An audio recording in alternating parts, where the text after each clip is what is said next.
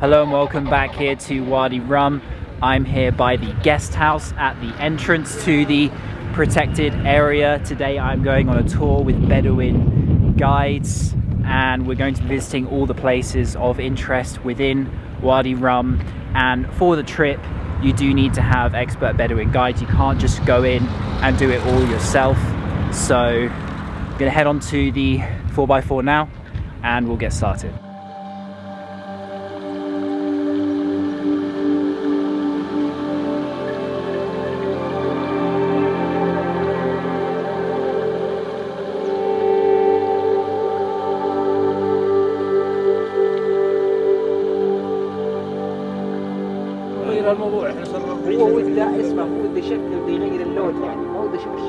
So we've driven out in the Jeep to the protected area and greeted with tea on arrival here inside this warm place with a little bit of fire going before we start our tour today, seeing all the different things.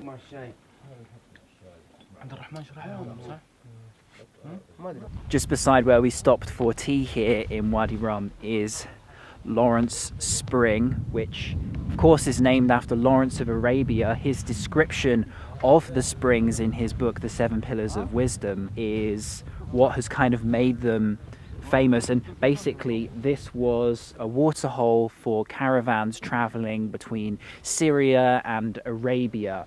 Ahead here there are some inscriptions from likely tribes of this area dating back thousands of years.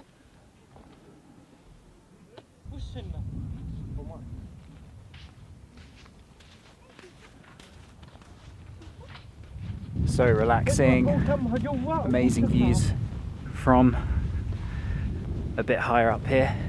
You can see the rock formations in the distance and the sand kicking up ahead.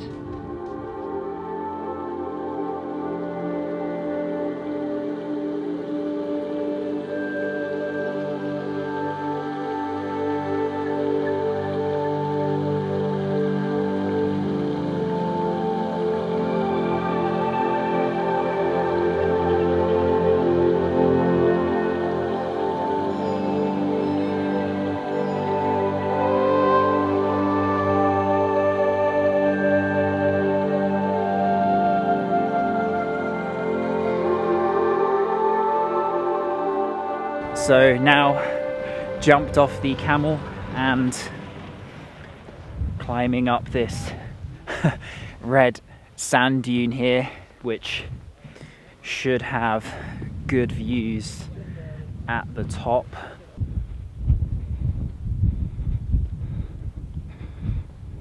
Made it to the top of the dune, and after scrambling, which is I think a mix between climbing and hiking up a few rocks, there is an incredible view. Are you ready? Take a look. The sand is kicking up everywhere, but whoa, you can see right off into the distance what looks like a wild dog, I'm not sure, has just joined us, and maybe he belongs to one of the Bedouins, or she belongs, I can't tell if it's a male or female.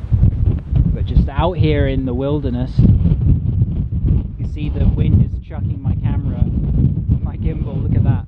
That's how strong the wind is coming from this direction.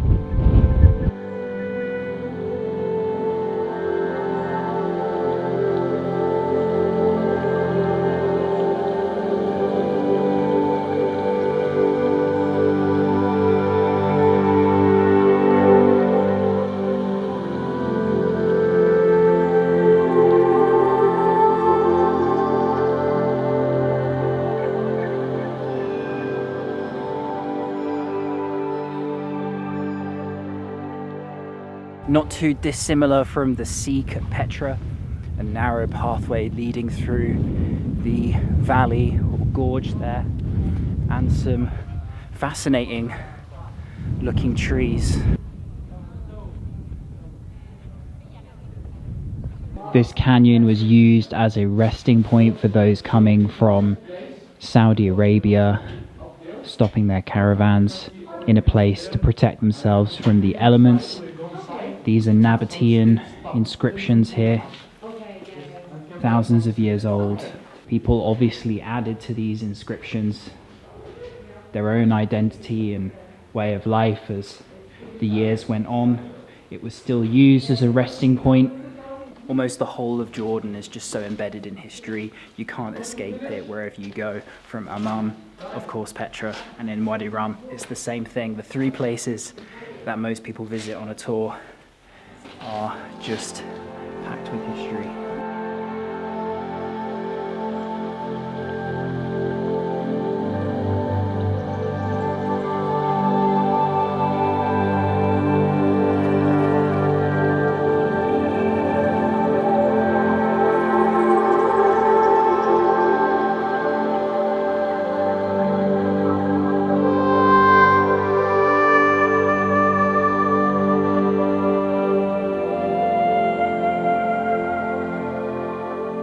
Following our lunch, which consisted of this tomato and onion dish, and we mixed it with some tuna and cheese sitting there, we have driven on to Lawrence's house. And legend has it that Lawrence of Arabia himself stayed here during a time in the Arab revolt of 1917. He helped the Arabs, became one of them, I suppose you could say, and he has brought a lot of fame to the area, the Englishman. And whether his stories are as true as he writes, we probably won't know.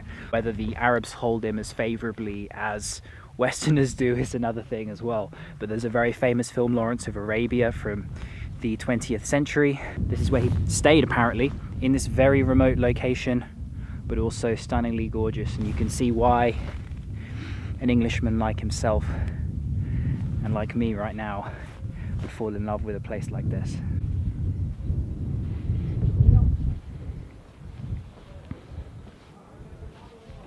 Lawrence learned how to ride a horse and dress like an Arab, and he sort of cast himself as an advisor and soldier, living with them, and was among the 100,000 Arabs who attempted to overthrow the Ottoman Turks who controlled the region at the time in order to create a new Arab nation. And in fact, 10% of those Arabs died during the fighting.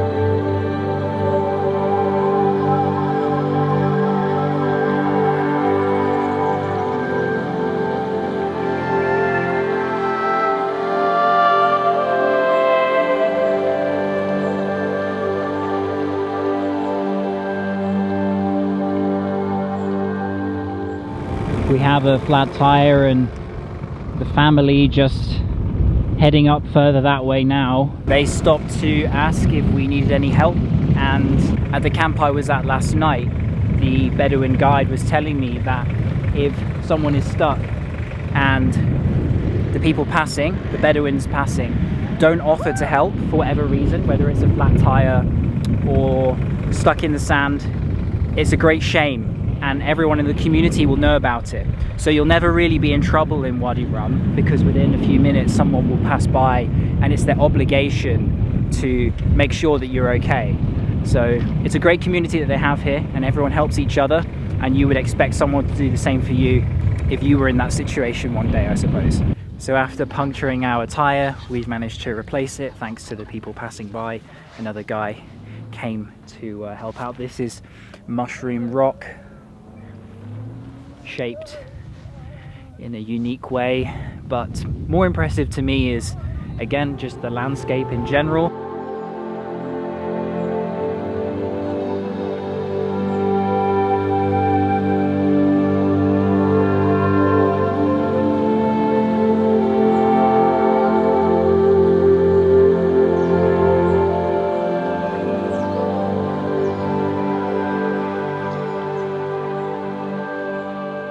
So we have now wrapped up our exploring in the 4x4 for the day.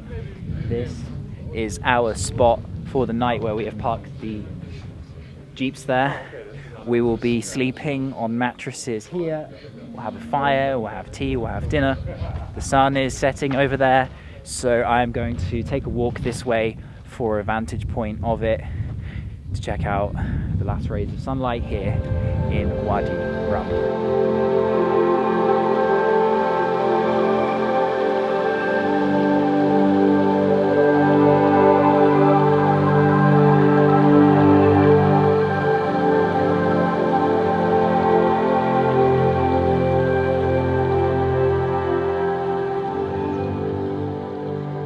Sun has now gone down, and now some tea. Keep warm by the fire. Also this sweet, which looks like a date covered in sesame seeds. So this here is the setup. Some places to sleep here. We have our shelter by this rock. It's getting dark very quickly. The light disappearing. You can see the moon above.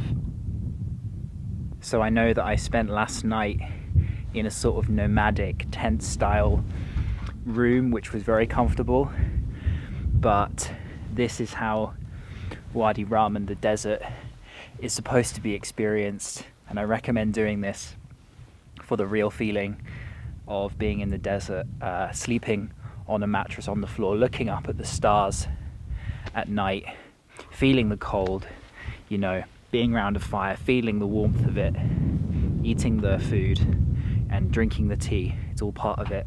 By the way, I'm doing this tour today with Bedouin guides. I'll leave their link in the video description, so if you want to do a repeat of what I'm doing today, then check them out. But there's only 3 of us, including myself, from a trip of about 12, doing the night in the desert beside the rock.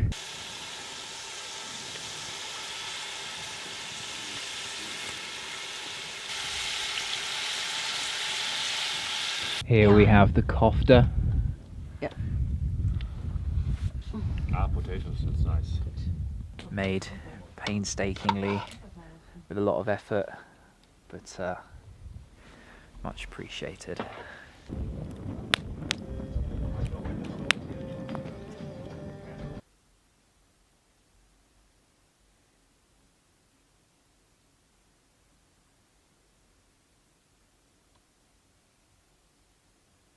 Good morning.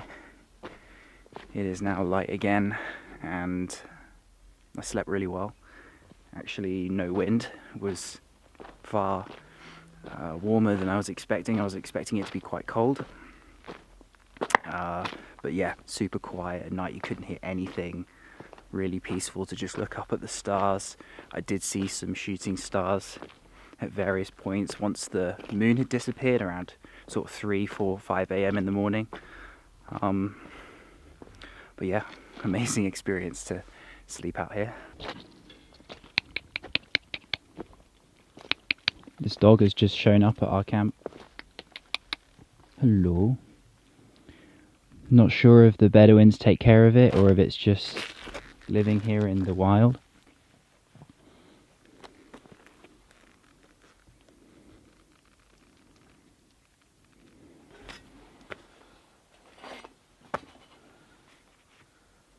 The bread cooked over the fire, just having a few bits and pieces, some jams and cheeses here in the morning with, as usual, the sweet Bedouin tea. I hope you enjoy with us, like our Very much, culture. yeah. Yes, this is very important for us. I had such a great time, Yeah, well, really good. yeah, well, Yeah, and I'm impressed how skilled you are, and you're very skilled at many things, you know, whether it's driving through the desert with the sand or preparing yes, all the yeah, food and yeah. all the skills that you need to survive.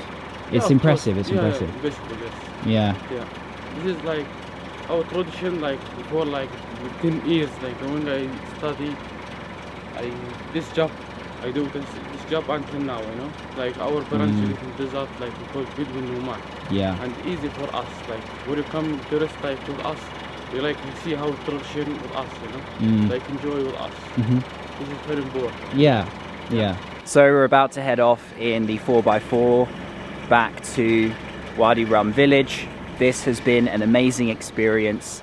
The links are in the video description if you want to partake in something like this. And hope you enjoyed it. Thank you for watching. And I'm heading back to Amman. I may sneak in one more video before the end of this Jordan trip and the end of 2021 and the end of my time in the Middle East in Iraq and Jordan. Lots more coming next year as I hope travel opens up a lot more with plenty of countries to visit. I only managed to reach 4 this year: Mexico, Albania, and Iraq and Jordan. And I couldn't travel between January and April because of the first UK lockdown.